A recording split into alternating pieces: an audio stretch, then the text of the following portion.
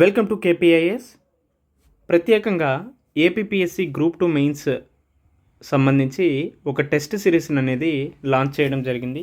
So దాదాపు ఈ 2 పేపర్స్కి సంబంధించి 4 సెక్షన్స్ ఉన్నాయి. సో ఆ 4 సెక్షన్స్లో 20 యూనిట్స్ అనేవి ఉండడం జరిగింది. ఆ 20 యూనిట్స్కి అనుగుణంగా డైలీ టార్గెట్స్, వీక్లీ టార్గెట్స్ అనేవి కూడా అందించడం జరుగుతుంది. వీటితో పాటుగానే ప్రతి యూనిట్ నుంచి దాదాపు 100 ఎంసీక్యూస్ని మీకు అందించడం జరుగుతుంది. ఇది మాత్రమే కాకుండా ప్రతి అంశం మీద 100 పాయింటర్స్ని కూడా అందిస్తూనే ఈ టెస్ట్ సిరీస్లో దాదాపు 4400 పైచిలకు ఎంసీక్యూస్ను కూడా అందించడం జరుగుతుంది. సో ఈ కోర్సు యొక్క ఫీజు, ఈ టెస్ట్ సిరీస్ యొక్క ఫీజు అనేది 5,000 రూపాయలకి అందించడం జరుగుతుంది. సో ప్రత్యేకంగా గ్రామీణ విద్యార్థులను దృష్టిలో పెట్టుకొని, అదేవిధంగా ఇతర విద్యార్థుల రిక్వెస్ట్ మేరకు 2,500 రూపాయలకే అందించడం జరుగుతుంది. సో ఇఫ్ ఇన్ కేస్ ఎవరైనా ఇంట్రెస్ట్ క్యాండిడేట్స్ ఉంటే ఈ నెంబర్కి కాల్ చేసి అడ్మిషన్ తీసుకోండి. Welcome to KPIAS, myself Manikanta. Polity quick revision MCQ సిరీస్లో భాగంగా ఆల్రెడీ మనం 5 వీడియోస్ డిస్కస్ చేసుకున్నాం. హిస్టారికల్ బ్యాక్గ్రౌండ్కి సంబంధించి, making of the Indian constitution, preamble గురించి, సేలియంట్ ఫీచర్స్ గురించి డిస్కస్ చేసుకున్నాం. ఈరోజు ఆర్టికల్ 1 నుంచి 4, అదేవిధంగా సిటిజన్షిప్, ఫండమెంటల్ రైట్స్కి సంబంధించి ప్రీవియస్గా యూపీఎస్సీలో అడిగినటువంటి క్వశ్చన్స్ గురించి డిస్కస్ చేసుకుందాం. సో ఇందులో భాగంగా మీరు ఆర్టికల్ 1 నుంచి 4 రిలేటెడ్ అంశాలు చూసుకుంటే, వీలైతే ఈ ఆర్టికల్ 1 to 4 రిలేటెడ్ అన్ని అంశాల మీద కూడా ప్రత్యేకంగా శ్రద్ధ పెడుతూ ఆర్టికల్ 3కి సంబంధించినటువంటి అంశాల మీద ఫోకస్ చేస్తూ చదవండి. సో ఈ ఆర్టికల్ 3లో స్టేట్కి సంబంధించినటువంటి బిల్లు ప్రవేశపెట్టడంలో ఏ విధమైనటువంటి ప్రొసీజర్ను ఫాలో అవుతారని, రైట్. అదేవిధంగా ఆర్టికల్ 4కి సంబంధించి ఆర్టికల్ 2, 3 సవరణలు ఏవైతే ఉన్నాయో అవి రాజ్యాంగ సవరణల కిందకు రావు అని చెప్పారు. సో ఎందుకు రావు అనే అంశం గురించి చదువుకోండి. వీలైతే స్టేట్ రీఆర్గనైజేషన్ కమిషన్ 1956 ఏర్పాటు చేశారు కదా, అందులో భాగంగా 1956 సమయంలో ఎన్ని రాష్ట్రాలు, ఎన్ని కేంద్రపాలిత ప్రాంతాలు ఉన్నాయనేసి చదువుకోండి, రైట్. అదేవిధంగా స్టేట్ రీఆర్గనైజేషన్ కమిషన్కి సంబంధించినటువంటి చైర్మన్ ఎవరు, అదేవిధంగా జేవీపీ కమిటీ కావచ్చు, దానికి ముందు వచ్చినటువంటి ఎస్కేదార్ కమిటీ, రైట్. ఈ విధమైనటువంటి అంశాల మీద ఫోకస్ చేయండి. ఫర్ ఎగ్జాంపుల్ ఎస్కేదార్ కమిటీ ఎప్పుడు తీసుకొచ్చారంటే 1948. దీనికి ఇంకొక పేరుతో ఏమని పిలుస్తారంటే లింగ్విస్టిక్ ప్రావిన్సెస్ కమిషన్గా పిలవడం జరుగుతుంది. ఇందులో సభ్యులు ఎవరెవరు ఉన్నారనేది తెలుసుకోవాలి. సో లేదంటే ఇది ఏకసభ్య కమిటీయా, అదేవిధంగా జేవీపీ కమిటీ ఎప్పుడు ఏర్పాటు చేశారు, జేవీపీ కమిటీలో మెంబర్స్ ఎవరెవరు. సో ఫర్ ఎగ్జాంపుల్ జేవీపీ కమిటీలో జవహర్లాల్ నెహ్రూ, వల్లభాయ్ పటేల్, పట్టాభి సీతారామయ్య గారు.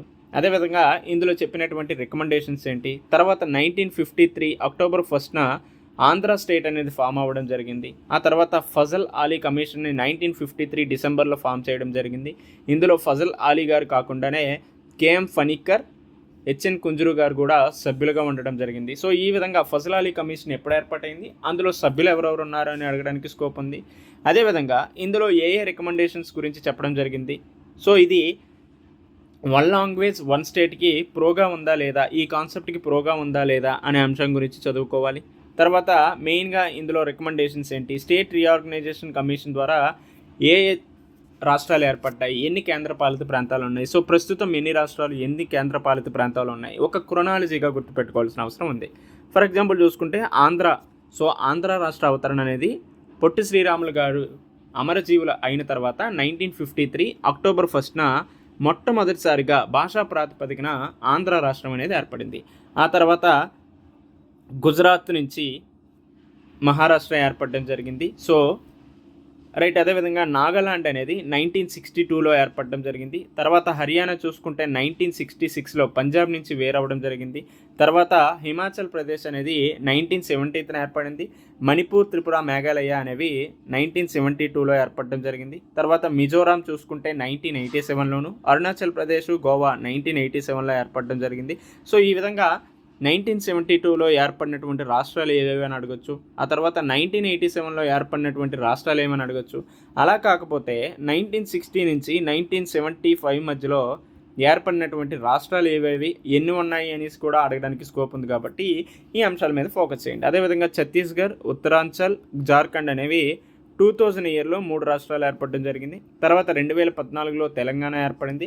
2019లో జమ్మూ కాశ్మీర్కి ఉన్నటువంటి రాష్ట్ర హోదాను తీసేసి యూనియన్ టెరిటరీగా కేంద్రపాలిత ప్రాంతంగా మార్చడం జరిగింది. ఈ విధంగా జమ్మూ కాశ్మీర్ అదేవిధంగా లడాక్ అనే 2 యూనియన్ టెరిటరీస్ ఏర్పడడం జరిగింది.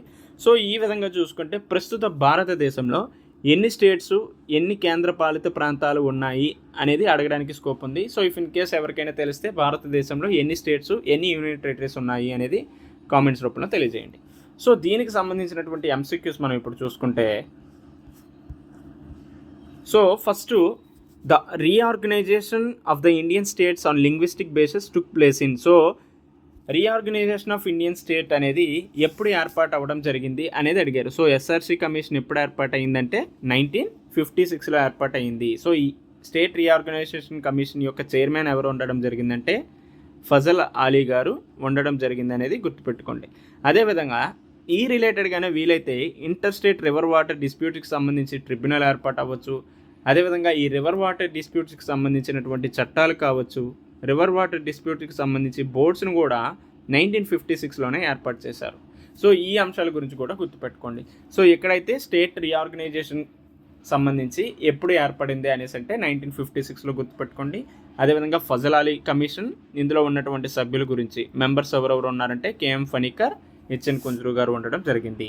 అయితే ఈ ఫజల్ అలీ కమిషన్ అనేది 1 లాంగ్వేజ్ 1 స్టేట్ అనే కాన్సెప్ట్ని వ్యతిరేకించిందా లేకపోతే సమ్మతించిందా అనే అంశాన్ని చూసుకోండి. సో 1 లాంగ్వేజ్ 1 స్టేట్ అనే కాన్సెప్ట్ని ఫజల్ అలీ కమిషన్ కూడా వ్యతిరేకించడం జరిగింది.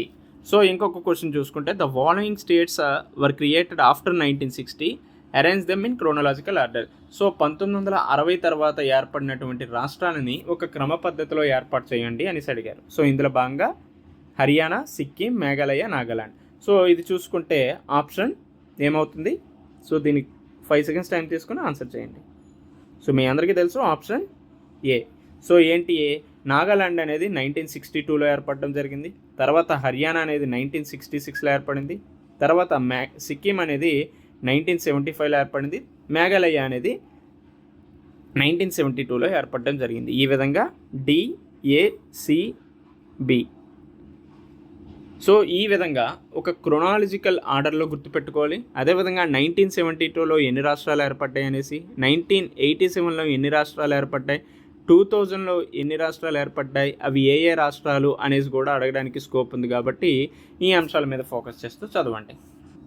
ఇకపోతే ఇంకొక కాన్సెప్ట్ సిటిజన్షిప్. సో ఈ సిటిజన్షిప్కి సంబంధించినటువంటి అంశాలను మనం ఏ విధంగా చదువుకోవాలంటే ఆర్టికల్ 5 to 12 రిలేటెడ్ అంశాలన్నీ చదువుకుంటూనే ఇండియన్ సిటిజన్షిప్ని ఏ విధంగా ఎక్వైర్ చేయొచ్చు అనే అంశం గురించి కూడా గుర్తుపెట్టుకోండి. ఫర్ ఎగ్జాంపుల్ బర్త్ ద్వారా ఎక్వైర్ చేయొచ్చు, డిసెంట్ ద్వారా, రిజిస్ట్రేషన్ ద్వారా, న్యాచురలైజేషన్, ఇన్కార్పొరేషన్ ఆఫ్ టెరిటరీ, అదేవిధంగా special provisions as to citizenship of the personal covered by the Assam accord. So ఈ విధంగా నేషనల్ రిజిస్టర్ సిటిజన్స్ అవ్వచ్చు, అస్సాం అకార్డ్ అవ్వచ్చు. సో ఈ విధంగా ఈ 6 అంశాల ద్వారా భారత పౌరసత్వాన్ని ఎక్వైర్ చేయొచ్చు అనేసి ఇవ్వడం జరిగింది.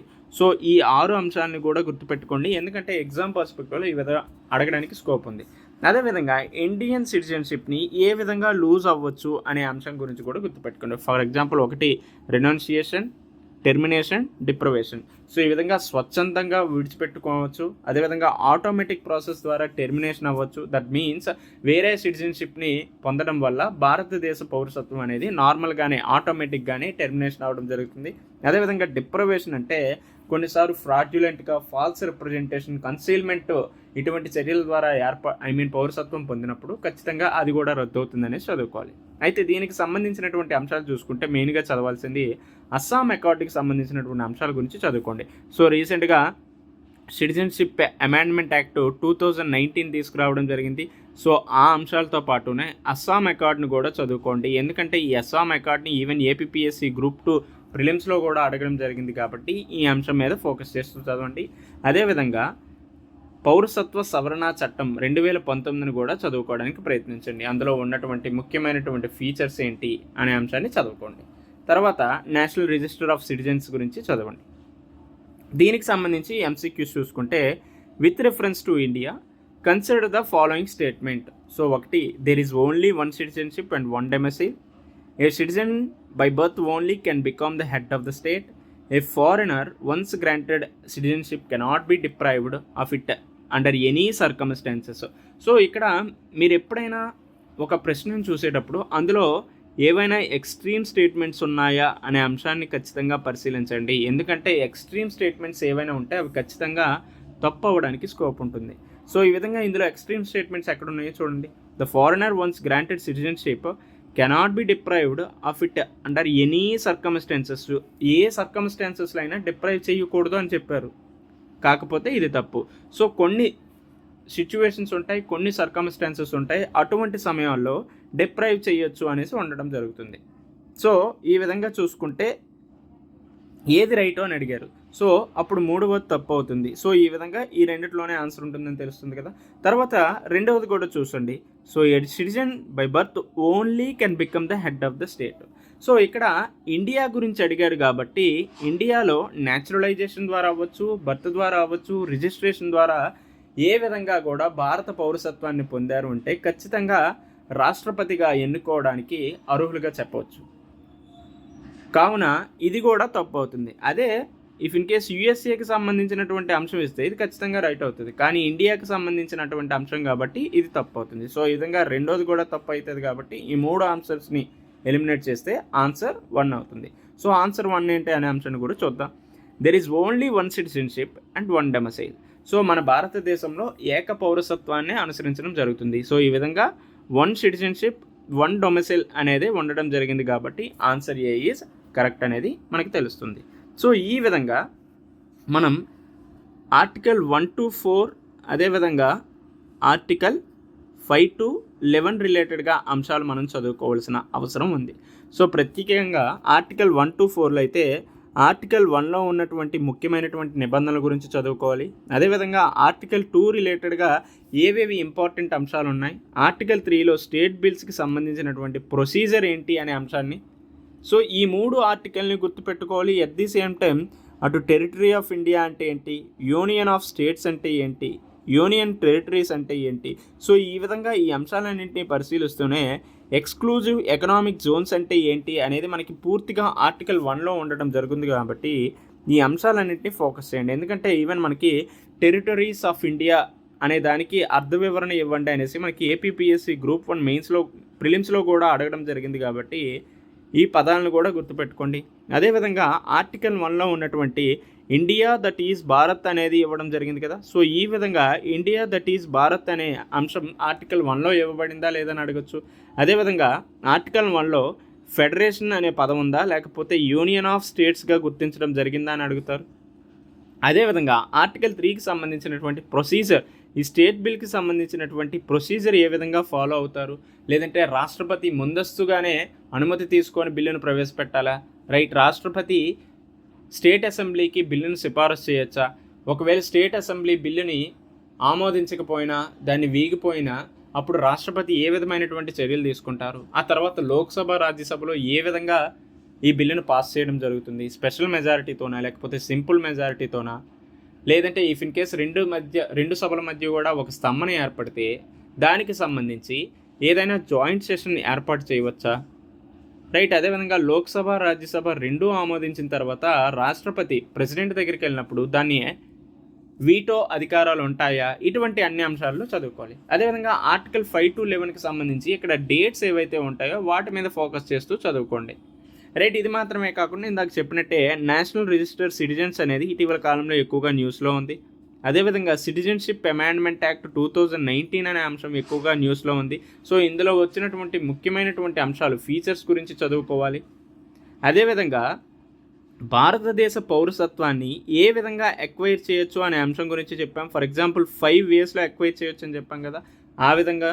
ఇది మాత్రమే కాకుండా భారతదేశ పౌరసత్వం ఏ సమయాల్లో లూజ్ అవుతుంది అనే అంశం గురించి కూడా చదువుకుంటే మనకి అటు ఆర్టికల్ 1 to 4 అంటే పార్ట్ 1, పార్ట్ 2కి సంబంధించినటువంటి అంశాలని ఇన్ డీటెయిల్గా కవర్ చేసేయవచ్చు, రైట్. ఈ విధంగా మనం అటు ఆర్టికల్ 1 నుంచి 4, ఆర్టికల్ 5 నుంచి 11 వరకు సంబంధిత అంశాలు అనేవి చదువుకుంటాం. రేపు ప్రత్యేకంగా ఫండమెంటల్ రైట్స్, ప్రాథమిక హక్కులకి సంబంధించినటువంటి అంశాల గురించి డిస్కస్ చేసుకుందాం, రైట్. ఐ హోప్ అందరికీ అర్థమైంది అనుకుంటున్నా. సో రేపు మళ్ళీ ఫండమెంటల్ రైట్స్ గురించి డిస్కస్ చేసుకున్న తర్వాత తర్వాత Indian society, Indian history, Telangana AP హిస్టరీకి సంబంధించినటువంటి ఎంసీక్యూస్ గురించి కూడా డిస్కస్ చేసుకుందాం. Until then take care, bye.